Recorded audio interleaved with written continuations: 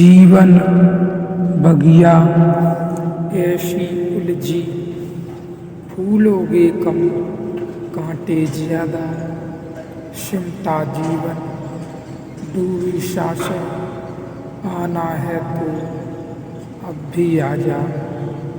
यह उपनिषद रहस्यमयी उपनिषद जीवन की बहुत रहस्यों को खोलता है एवं यह इस जीवन को अनंत सागर में अनंत समाधान अनंत समाधि की ओर ले जाता है।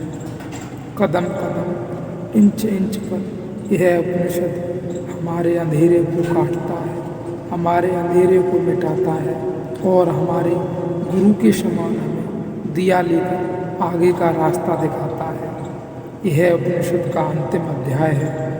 डेल्फी की देवी ने घोषणा कर दी थी।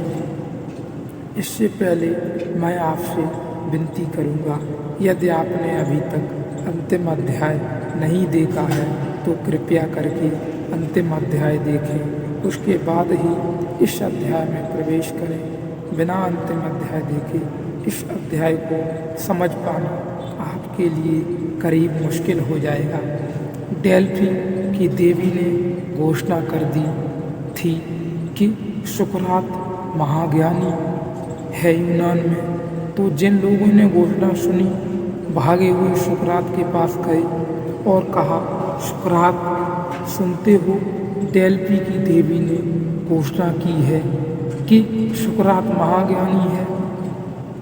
सुकरात ने कहा कि देवी ने थोड़ी देर कर दी, जब हम थे तब कोई कहने ना आया, जब हम थे वक्त था, हम ज्ञानी थे, तब किसी ने घोषणा न की, तब हम खुद ही घोषणा करते फिरते थे।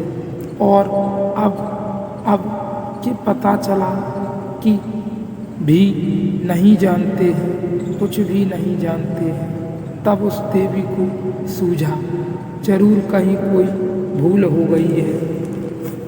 तुम फिर से जाकर पूछ आओ। वे लोग वापस गए, एक अर्थ में प्रसन्न गए क्योंकि सुकरात ज्ञानी है।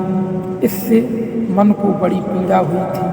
अगर सुकरात कहता कि हाँ मैं ज्ञानी हूँ तो वे इतना भरोसा न करते, लेकिन सुकरात ने कहा मैं परम अज्ञानी हूँ। उन्होंने कहा यही ठीक कहता होगा, देवी से कोई भूल हो गई होगी। वापस देवी से जाकर उन्होंने पूछा कि कुछ भूल हो गई मालूम होता है। देवी ने कहा कि मुझसे भूल होती ही नहीं। उन्होंने कहा कि जरूरी हो गई होगी, क्योंकि खुद सुकरात ही कहता है कि मैं बिल्कुल अज्ञानी हूँ। देवी ने कहा इसीलिए तो उसके महाज्ञानी होने की मैंने घोषणा की, इसीलिए यही तो कारणीभूत है। जब तक वह ज्ञानी था तब तक मैं घोषणा नहीं कर सकती थी। इसका नाम रहस्य है। उपनिषद का अर्थ होता है रहस्य। ऐसे उपनिषद का अर्थ होता है जो गुरु के पास बैठकर जाना गया, गुरु के पास बैठकर जाना गया, गुरु से सुनकर नहीं, गुरु के पास बैठकर। क्योंकि सुनकर तो शब्द ही मिलते हैं, लेकिन पास बैठकर कुछ और भी मिल जाता है। लेकिन पास बैठने की एक कला है। सुनना बहुत आसान है, पास बैठना बहुत मुश्किल है। उपनिषद शब्द का अर्थ होता है गुरु के पास बैठकर जो मिला, सिर्फ पास बैठकर उसके सन्निध आना, उसके सामीप में, उसके प्रति समर्पण में, उसके प्रेम में, उसके पास मिटकर, उसके पास अपने को भूलकर जो मिला। इसलिए वस्तुतः गुरु जो कहता है वह महत्वपूर्ण नहीं है, गुरु जो होता है वही महत्वपूर्ण है।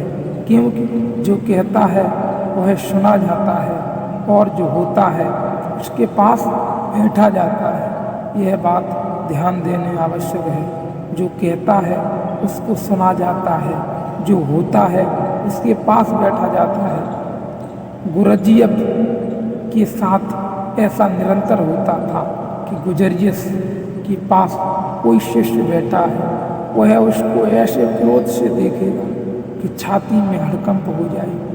अनेक शिष्य भाग जाते थे गुरजियस के पास से, और वह कुशल था, बहुत इतना कुशल था कि जो लोग उसे निकट से जानते रहे वे कहते हैं कि वह इतना कुशल था कि इस तरफ बैठे आदमी को क्रोध बता सकता था, एक आंख वाले हिस्से से इस तरफ वाले आदमी को प्रेम बता सकता था, और दोनों आदमियों में पीछे विवाद हो जाता था कि यह आदमी कैसा है।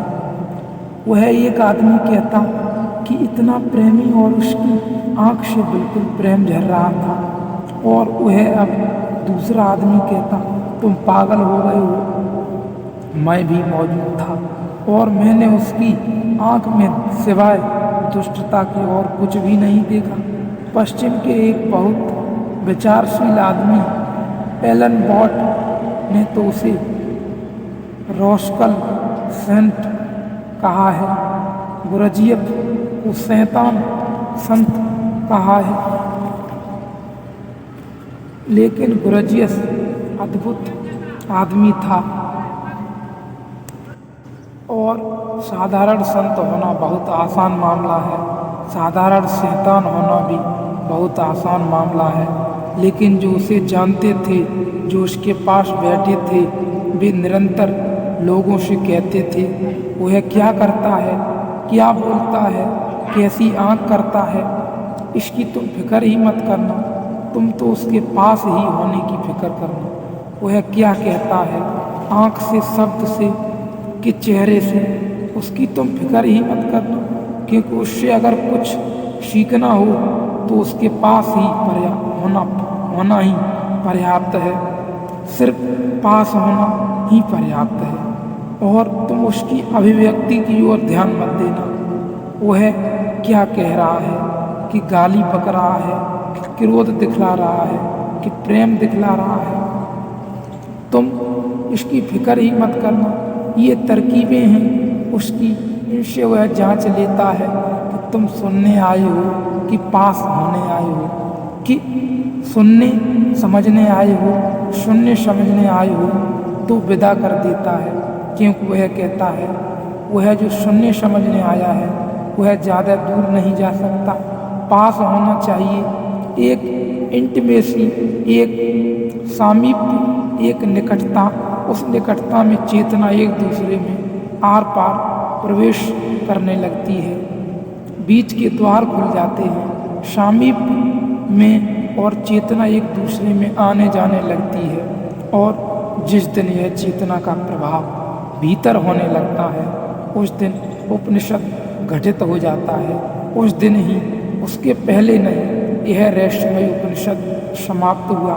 और अपने जीवन में इस उपनिषद को निखार लाने के लिए जब तक चेतना का भीतर प्रभाव न होने लगे तब तक आपका प्रयत्न, प्रयास जारी रहना चाहिए।